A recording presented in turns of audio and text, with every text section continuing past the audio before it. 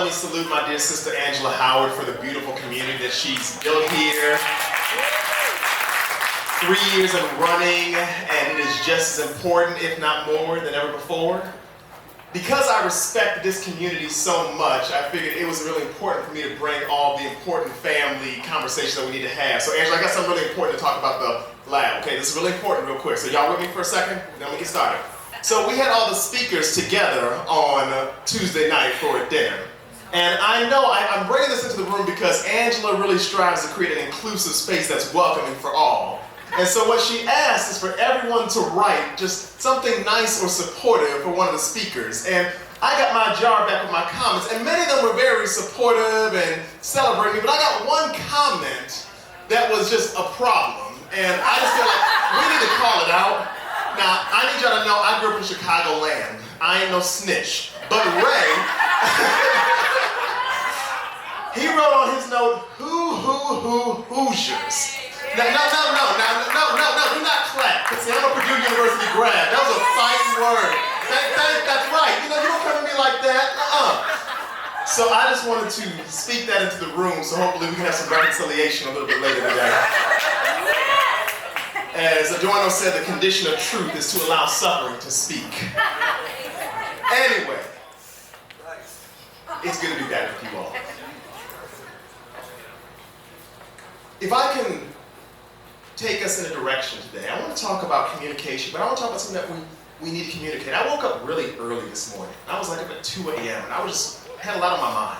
And I did the worst thing possible. I started reading the news. And I saw that, there's a county down in Alabama that, has no clean water, and that instead of giving the people clean water, that the administration just declared that to give them clean water would be illegal DEI. And I was like, here we go again. And in moments like that, it's very easy to become depressed, to fall prey to despair, to feel like it's just hopeless, and to project that in what we communicate. If I can begin with 2 quick stories to frame everything I'm going to say. 2 weeks ago, I sat across from a young woman who was a sophomore in high school. She was applying to a program called Bridge. It's a free 4-week pre-college residential program that I direct at Wheaton College over the summers.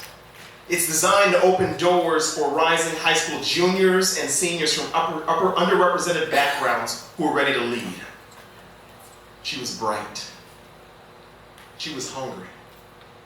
She was the kind of student who makes you lean forward in your chair. And she was undocumented. She told me about her dream of going to college, about how she had worked twice as hard as anyone in her school because she knew the margin for error was smaller for her, about how she checked the news every morning, not the way that young people usually check the news, casually between songs, but the way people check it when the news might be about them, when the news might be about a policy, or the latest ICE raid, or an executive order closing the door she had spent her whole life pressing to open. She told me she was scared. But then she told me something else. She told me she was still applying to this program because no one, not a president, not a policy, not a climate of fear engineered to make her feel small was going to take away her belief that education was fair, that a fair education was her human right. So we sat there and chatted. And we're going to come back to her story. A month ago, a dear friend of mine, a professor, a scholar, a non-binary person doing extraordinary work in the community and the academy, sat on my couch here in Chicago. We were gathering for a summit connected to an emerging scholars program that we help coordinate. And the whole goal of this program is to help support scholars from underrepresented backgrounds pursuing careers in the academy. My friend was crying. They told me how hard it is right now. In Alabama, where they teach, the political climate for trans people has become something close to unbearable. But they weren't only talking about Alabama. They were talking about a feeling. The feeling that the world is contracting. That the spaces they once felt were safe are being legislated out of existence. That the community they built their whole life around is under siege. They were inclined, they told me, to feel hopeless. And I want to hold on to this story too. We're going to come back to it. What this applicant to this bridge program and my friend are experiencing, let's be clear, this is not accidental. The fear, the despair, the depression, it is not incidental, it's engineered. It is not an unfortunate byproduct of policy disagreements or the shifting of political winds. It is a strategy. Political theorists and journalists have named it flooding the zone. The deliberate, relentless production of chaos, fear. You produce these feelings for people. You overwhelm them so that so many threats arrive so fast from so many different directions that the people in the crosshairs, they cannot organize what? A coherent response. By the time you recover from one blow, 3 more have landed. We're watching this strategy deployed with precision right now. In education, federal government has moved to dismantle the Department of Education, threaten universities with funding cuts for maintaining diversity programs, turn the campus into a site of surveillance and intimidation. In media, where the language of fake news has been so thoroughly weaponized that many Americans can no longer agree on what is real. In the hard-won terrain of equality, where executive orders are dismantling DEI infrastructure, where trans people are being erased from federal recognition, where immigrant communities, documented and undocumented, citizens and visa holders alike are living under the constant threat of enforcement. Let's be clear. Our system is not confused. This is not an aberration. This system is working exactly as it was designed to do. Because the goal of flooding the zone is not only policy change. Don't get it twisted. The goal is psychological. The goal is to make you feel in your bones what? That you are alone.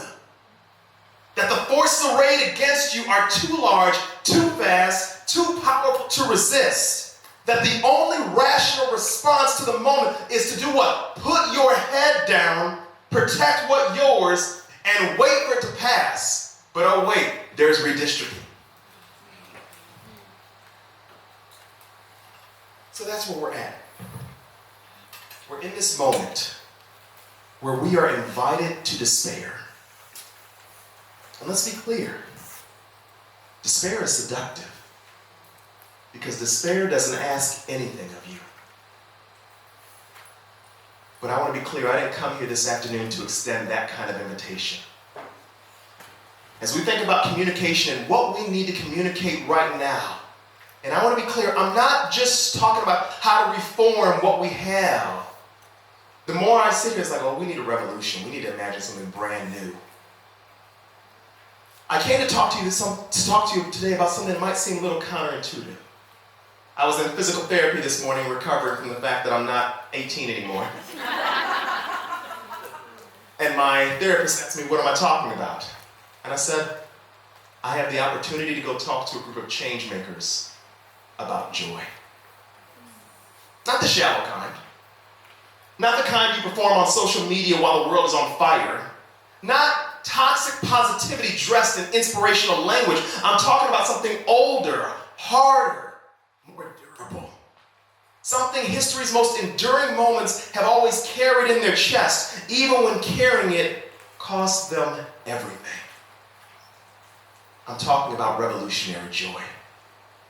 And I want to suggest to you this afternoon that in a moment like this, when the floods are rising and the names of the fallen are beginning to stack up, shout out Minnesota, the refusal to succumb to despair is not a retreat from the struggle. It is the struggle. It is one of the most revolutionary acts available to us as we organize and work. Let me tell you what I mean. Revolutionary joy begins with an arresting vision of the surpassing value of our lives. One of the authors that I can never get enough of, and I'm pretty sure I've quoted him every time I have a chance to speak here at the lab, is James Baldwin. I feel Baldwin's presence particularly in this city, in Chicago, where the Black freedom struggle has always had many of its nerve endings. James Baldwin, he looked at the world around him. And you know, one of my favorite Baldwin books is The Fire Next Time. If you read The Fire Next Time, he has this beautiful passage at the very end, and he's talking about growing up in Harlem. And he says, when I was very young and was dealing with my buddies in those wine and urine-stained hallways, something in me wondered, what will happen to all this beauty? For I'm aware that some of us do not know it yet, that we are very beautiful. What will happen to all that beauty? It's not rhetorical, it is moral, because the implication runs in both directions. The loss would not only be yours, it would be the world's. You all matter. The communities we serve matter. We are subjected to messaging all the time right now that tells us we do not matter, and somehow we wonder why Kendrick Lamar says, I love myself. Because if he doesn't, no one else will. Life, our lives, in all of their particularities and stubbornness and their refusal to be categorized, have surpassing value. Joy is what happens when we are so seized by that value that even in the worst circumstances, it can't fully extinguish our joy. The system understands this, which is why when the system we face right now, it uses fear as its weapon. It's trying to do something very precise. It's trying to use life against life. It's trying to convince you that your particular irreplaceable, beautiful life is what? Not worth the fight. What did Martin tell us in the 1960s? I would rather be dead than be afraid. This is why in 1971, you get this young activist from Haney Street in Greenville, South Carolina, who's reached age. He goes from Gary, Indiana to Sesame Street to look in the eyes of children who had been taught that they were less, and he told them what? I am somebody. Chicago knows Jesse Jackson, and it's grieving him right now. In this moment of mourning, I want to remember what he understood before what almost anyone else did. He understood that before you can build a movement, you got to convince the people that their lives are worth moving forward. Revolutionary joy begins here with the audacious, defiant insistence that I am here and I matter and that my life has value no matter what policies or what Supreme Court's decisions can think they can legislate away. This is also what gave birth to hip-hop. We often think about hip-hop as this burgeoning political manifesto from 1973, but let's be clear, hip-hop started as a party. You go back to the Bronx, the ways in which federal cuts had destroyed public education, the disengagement had torn down communities. What does hip-hop say? It says, no, we're here. It's a radical insistence that life, even this life, even here, even now, is worth celebrating. For me, this revolutionary joy becomes very personal.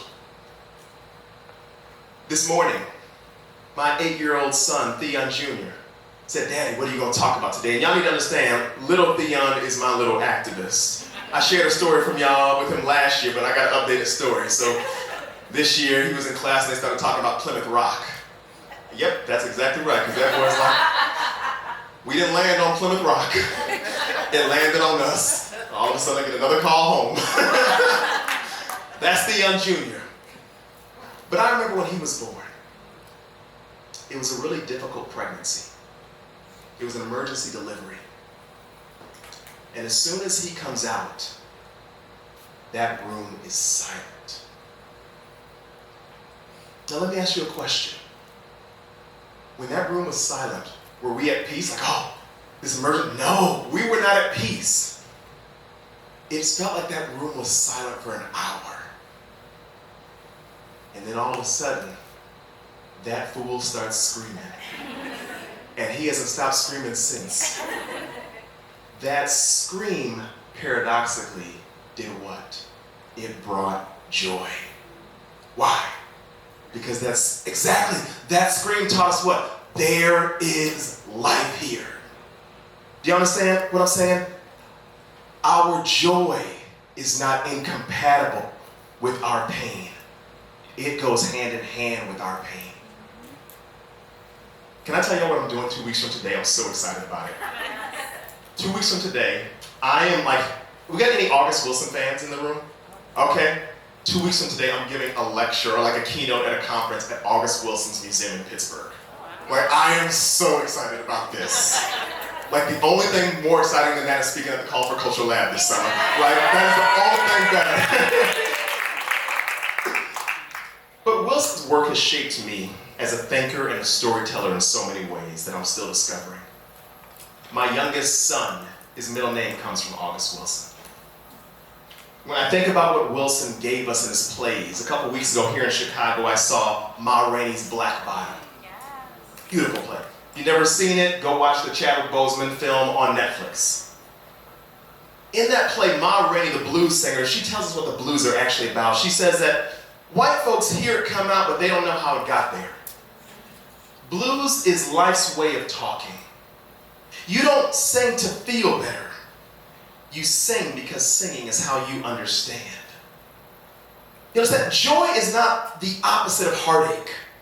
Don't misunderstand what I'm saying. When I say that we need to learn revolutionary joy, I'm not saying to look away from what's happening in the world. Joy does not stick its head in the sand. Joy is heartache's counterpart. They go hand in hand. They walk the same road. They keep each other honest. Joy requires you to have your eyes wide open. It requires you to see it all. The beauty, the devastation, the hope, the grief, and to choose with full knowledge to do what? Keep living anyway. Yes. That's why Baldwin says what? Life is our weapon against life. You see, in this moment, if we don't have joy in our lives, no one else will. This is not vanity. This is survival. This is the sound of people who've looked at everything the world has had to say about them and chosen defiantly the other thing. I see what you're trying to do, Mr. Trump, but I decided I'm going to be joyful anyway. Not only this, but one thing we need to know, and this is why this kind of gathering is so important. Revolutionary joy does not survive in isolation. It requires community. Can I tell y'all something? I'm going to tell you something really important about this. And so everybody listen up real quickly. What we're doing right now, this is not Changemaker summer camp. That's not what this is. This ain't Changemaker summer camp. This is not a gathering where we come together, we collect business cards, and we feel inspired for 48 to 72 hours before returning to the same conditions that brought you here depleted. This moment, this particular dangerous, demanding moment, it requires something more from us than professional community building. It requires us to mean it. I just finished a book, and this book, hopefully by this time next year, this book will be out. But one of the things in this book that I talk about at length is the prospect of coalition building. And I think of Bayard Rustin, that great architect of the civil rights movement, who argued that coalition building is essential as a political strategy. He argued that we needed to find common economic interests. We needed to build majority power and work within existing institutions. And I want to be clear, Rustin was a genius. But I think his model carried some cost. And the cost was usually paid by the most vulnerable.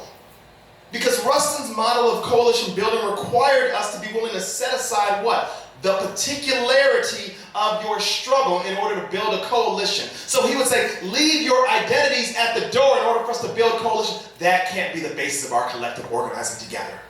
We need to be able to bring our whole selves into our communities. The community that revolutionary joy requires is not transactional. It is not I will show up for your issue so that you will show up for mine. That's not what we're talking about. Oh, the black feminists came with some strong correctives on them. They said, I recognize that your liberation and mine are bound together, and I will not be free until you are.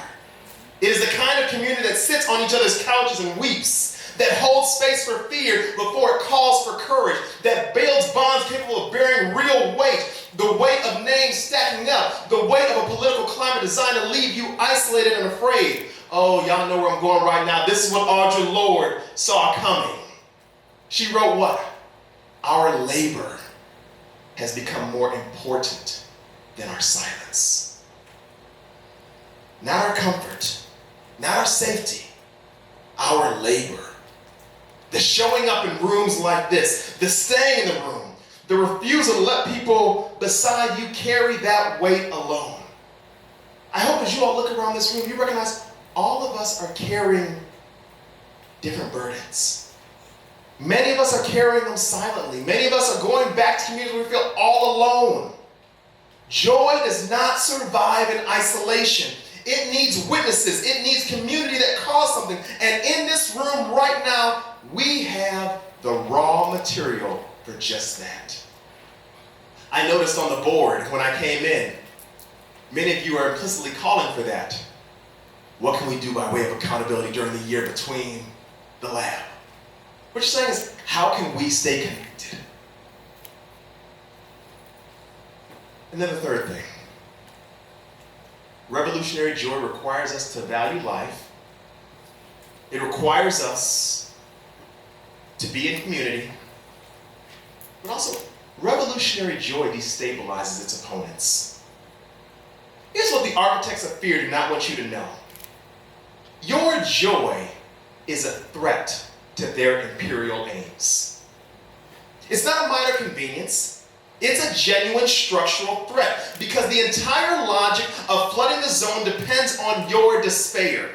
The strategy only works if it produces its intended psychological effect. Isolation, resignation, the quiet surrender of people who once believed change was possible. You don't believe me? Look at the GOP in Congress right now. When that doesn't happen, the strategy of flooding the zone breaks down. When the people are willing to fight back. Revolutionary joy is, in this sense, it is a form of power. When you show up whole, connected, defiant, rooted in the value of your own life and the lives of the people beside you, you are denying the system the condition it requires to operate without challenge. You are saying with your very presence, you do not get to determine the terms of my inner life. And that is not a small thing. That is the very beginning of every movement that ever mattered. Joy does not, let's be clear, joy does not remove the threats that we face. As we look at the difficulty of the moment, we have to be honest. All of us might not make it. That's a real thing. Death threats come. We know that all of us might not make it. The names of those who have already fallen are beginning to stack up. We're thinking of folks in Minnesota who lost their lives standing against ICE enforcement, standing on the simple premise that human beings have the right to exist without being hunted. Joy does not erase those names. Joy does not make the danger abstract or the grief manageable. What joy does do is it equips us to meet the threats with power and resolution. Joy keeps us in the fight long enough to matter. And I want to be clear, it's going to require an unwavering commitment to the kind of coalition we talked about, not as strategy, but as solidarity. Because the machine we are up against is counting on us to fracture. It is counting on the trans community and the immigrant community and the black community and the academy and the labor to fight their separate battles in separate corners. Coalition, real, costly, cross-difference coalition is itself a revolutionary act. That's why it's fine as long as we are all fighting our individual fights. But when we say your freedom, your liberation is tied up with mine, oh, that's dangerous. Toni Morrison wrote, "This is precisely the time when artists go to work. There is no time for despair, no place for self-pity, no need for silence, and no room for fear." She was talking about artists, but I'm talking about all of us. Because in a moment like this, we are called to make something. Community, resistance, beauty, joy. This is the time. This is exactly the time. And let's be clear, we're here in Chicago. This is the same Chicago where Mamie Till Bradley, Emmett Till's mother, says what? She gets up in that pulpit at his funeral and says, I don't have a moment for bitterness. I'm going to pursue justice for the rest of my life. So where does that leave us? Remember that bridge applicant to this program? She's still pursuing her education. And I was so happy at the end of her interview with me, telling me about how fearful she was, but how much she was still eager to pursue this education. It's like, well, I got some good news for you. We can't wait to welcome you to our campus for 4 weeks this summer. She gets, we ain't there yet, we will get there. She gets up every morning in a country that has made it clear it does not want her here. She opens her books and she prepares, and this summer she's going to walk into a college campus and belong there. Not because the fear has gone away, not because the danger is not real, but because she decided that no one gets to take away her belief in her own right to flourish. And you know one of my favorite moments that is going to happen this summer, she doesn't know about yet? We got a U.S. Congresswoman who's really excited to meet her.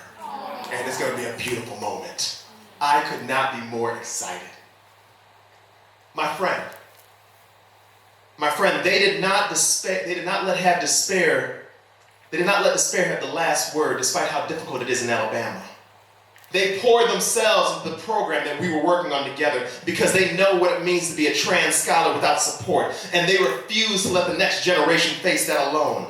They have committed themselves in such beautiful profundity to the cause of prison abolition because they reject on principle the premise that what we call the justice system is reformative in any meaningful sense. They call it what it is, a human rights violation.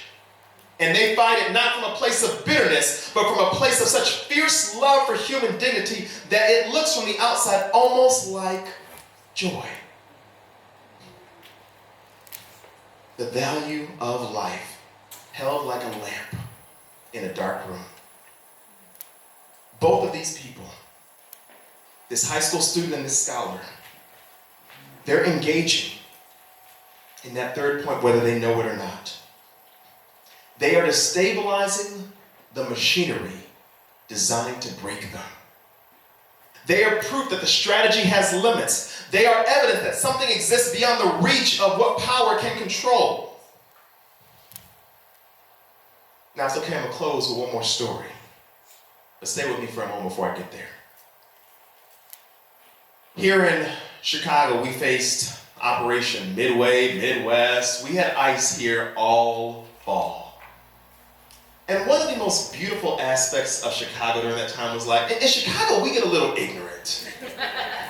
I was doing an interview for a project with a local politician named Dorothy Tillman, and she came up to Chicago in 1965 when Dr. King sent her as the advance team for the Poor People's Campaign up here. And she's like, yeah, we were a little worried to come to Chicago because them folks up in Chicago is different. She ain't wrong. Like, in Chicago, we pulled out the salt trucks in September this year just to block folks from seeing folks. That's Chicago. I was so proud of this city.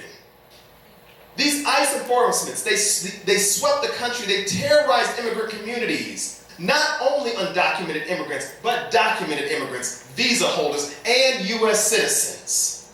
You know about the climate of fear deliberately constructed to make an entire population feel that they are strangers in the country they have helped build with their hands, their labor, and their love. In the middle of all this, on the biggest stage in American culture, you get this Puerto Rican musician getting on this stage at the Super Bowl. Some people watched it and said, well, it could have been a little more political. He didn't say the right things. He didn't make the right gestures. He should have done more. I want to suggest, respectfully, as a political communication scholar, they might have missed the point entirely. Because Bad Bunny, a Puerto Rican artist who sings in Spanish, who refused to cross over into English to chase mainstream acceptance, who carries an entire culture in the cadence of his voice, stood in front of 100 million people and did something the architects of the ICE raids were not prepared for. this brother got up there and celebrated. He danced. He sang. He brought his people with him onto that stage and said with his whole body, with every note and every movement, he said, "You cannot steal my joy." In the face of raids, deportations, executive orders, legal challenges of a political machine that has invested enormous energy into making immigrants feel like intruders, he stood there and refused, not with the speech, not with the protest sign, with joy, defiant, rooted, revolutionary joy.